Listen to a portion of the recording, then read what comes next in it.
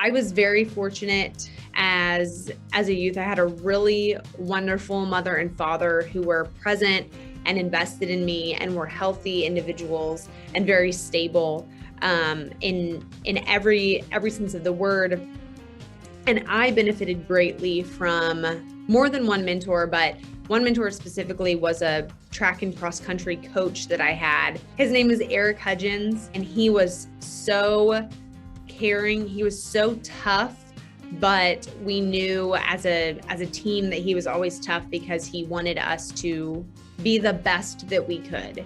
He never pressured us to, success looks like being number one, but success looks like setting a personal record for yourself and genuinely trying the best that you could.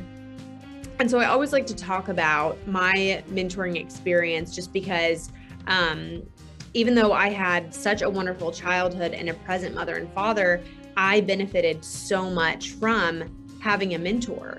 And I just think that really highlights how important mentoring is, because I believe that no matter how wonderful your family unit is, there are still gaps that exist. So for example, I was an only child, which in so many ways was a wonderful experience, but there were gaps that I had because of that experience, even though it was a good one.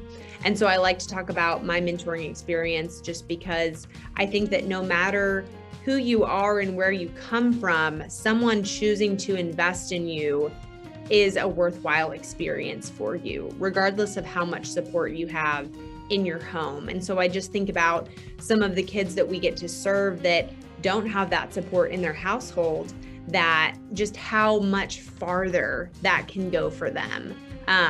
Coming from me who had that support and how impactful that was. And I already had a frame of reference for what support looked like. So it just gets me excited to think about the way that can be really impactful for a youth who maybe that isn't a familiar experience for them.